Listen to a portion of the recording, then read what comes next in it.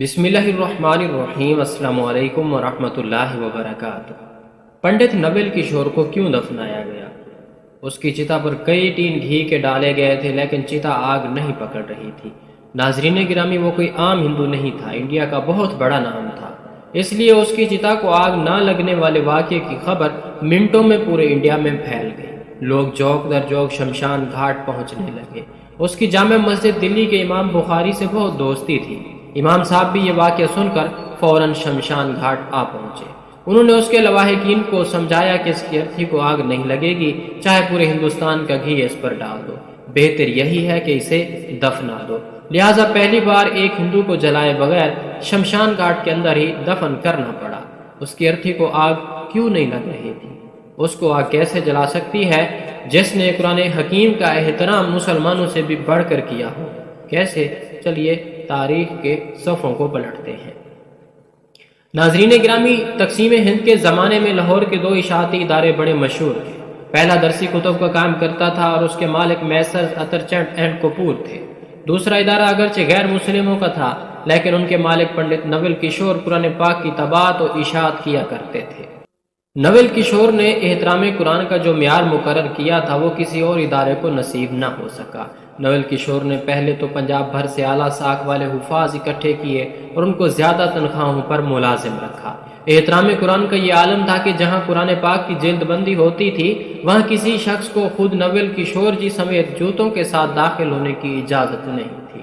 وہ دو ایسے ملازم رکھے گئے تھے جن کا صرف اور صرف ایک ہی کام تھا کہ تمام دن ادارے کے مختلف کمروں کا چکر لگاتے رہتے تھے۔ کہیں کوئی کاغذ کا ایسا ٹکڑا جس پر قرآنی آیت لکھی ہوئی ہوتی اس کو انتہائی عزت و احترام سے اٹھا کر بوریوں میں جمع کرتے رہتے، پھر ان بوریوں کو احترام کے ساتھ زمین میں دفن کر دیا جاتا۔ ناظرین گرامی، وقت گزرتا رہا، طباعت و اشاعت کا کام جاری رہا، پھر برے صغیر کی تقسیم ہوئی، مسلمان، ہندو اور سکھ نقل مکانی کرنے لگے۔ نول کشور جی بھی لاہور سے ترک سکونت کر کے نئی دلی انڈیا چلے گئے۔ ان کے ادارے نے دلی میں بھی حسب سابق قرآن پاک کی طباعت و اشاعت کا کام شروع کر دیا۔ یہاں بھی قرآن پاک کے احترام کا وہی عالم تھا۔ ادارہ ترقی کا سفر طے کرنے لگا اور کامیابی کی بلندی پر پہنچ گیا۔ نول کشور جی بوڑھے ہو گئے اور اب گھر پر آرام کرنے لگے، جبکہ ان کے بچوں نے ادارے کا انتظام سنبھال لیا اور ادارے کی روایت کے مطابق قرآن حکیم کے ادب و احترام کا سلسلہ اسی طرح قائم رکھا۔ آخر کار نول کشور جی کا وقت آخر آ گیا اور وہ انتقال کر کے خالق حقیقی سے جا ملے۔ ان کی وفات پر ملک کے طول و عرض سے ان کے احباب ان کے ہاں پہنچے۔ ایک بہت بڑی تعداد میں لوگ ان کے کریا کرم میں شریک ہونے کے لیے شمشان گھاٹ پہنچے۔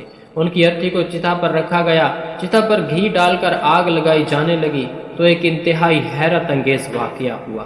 نول کشور جی کی چتا آگ نہیں پکڑ رہی تھی۔ چتا پر اور گھی ڈالا گیا، پھر آگ لگانے کی کوشش کی گئی لیکن بسیار کوشش کے باوجود بے سود۔ یہ ایک ناممکن اور ناقابل یقین واقعہ تھا، پہلے کبھی ایسا نہیں ہوا تھا۔ لمحوں میں خبر پورے شہر میں پھیل گئی کہ نول کشور جی کی ارتھی کو آگ نہیں لگ رہی۔ مخلوق خدا یہ سن کر شمشان گھاٹ کی طرف امڑ پڑی۔ لوگ اپنی آنکھوں سے دیکھ رہے تھے اور حیران و پریشان تھے۔ یہ خبر جب جامع مسجد دلی کے امام صاحب تک پہنچی تو وہ بھی شمشان گھاٹ پہنچے۔ نول کشور جی ان کے بہت قریبی دوست تھے اور وہ ان کے احترام قرآن کی عادت سے اچھی طرح واقف تھے۔ امام صاحب نے پنڈت جی کو مخاطب کرتے ہوئے کہا کہ آپ سب کی چتا جلانے کی کوشش کبھی بھی کامیاب نہیں ہو پائے گی۔ اس شخص نے اللہ کی سچی کتاب کی عمر بھر جس طرح خدمت کی ہے، جیسے احترام کیا ہے، اس کی وجہ سے اس کی چتا کو آگ لگ ہی نہیں سکے گی، چاہے آپ پورے ہندوستان کا تیل گھی چتا پر ڈال دیں۔ اس لیے بہتر ہے کہ ان کو عزت و احترام کے ساتھ دفنا دیجیے۔ چنانچہ امام صاحب کی بات پر عمل کرتے ہوئے نول کشور جی کو شمشان گھاٹ میں ہی دفن کیا گیا۔ یہ تاریخ کا پہلا واقعہ تھا کہ کسی ہندو کی چتا کو آگ نہ لگنے کی وجہ سے شمشان گھاٹ میں ہی دفنا دیا گیا۔ یہ تحریر لکھتے وقت میرا ذہن بہت کچھ سوچ رہا ہے۔ میں سوچ رہا ہوں کہ جن کے لیے یہ عظیم کتاب اتاری گئی ہے وہ اس کو پریس کانفرنسوں میں سر پر رکھ کر اس سے اپنے مخالفین پر الزامات لگانے کا کام لیتے ہیں۔ اس سے بڑی توہین اور کیا ہو سکتی ہے؟ میں یہ بھی سوچ رہا ہوں دوسرے ممالک کے کچھ غیر مسلم اسلام دشمنی میں اس عظیم کتاب کو نظر آتش کر کے سمجھتے ہیں کہ بہت بڑا کام کر دیا، حالانکہ ایسی حرکات سے سوائے نفرت کے اور کچھ بھی حاصل نہیں ہونے والا ہوتا۔ میں نہیں جانتا اس ہندو کا آخرت میں کیا انجام ہوگا، یہ اللہ ہی جانتا ہے، لیکن اتنا جان گیا ہوں کہ دنیا میں اس کو آگ لگانا ناممکن ہو گیا تھا۔ کیا آخرت میں آگ اس کے سامنے بے بس ہو جائے گی؟ اللہ ہی جانتا ہے۔ میں یہ بھی سوچ رہا ہوں کہ ایک ہندو احترام قرآن میں اس دنیا کی آگ سے محفوظ رہا۔ ہم اس کتاب پر ایمان لانے والے اگر اس کی صحیح قدر کریں گے تو یہ آگ ہمیں جہنم کی آگ سے کیوں نہیں بچائے گی؟ انشاءاللہ میرا ایمان ہے ضرور بچائے گی۔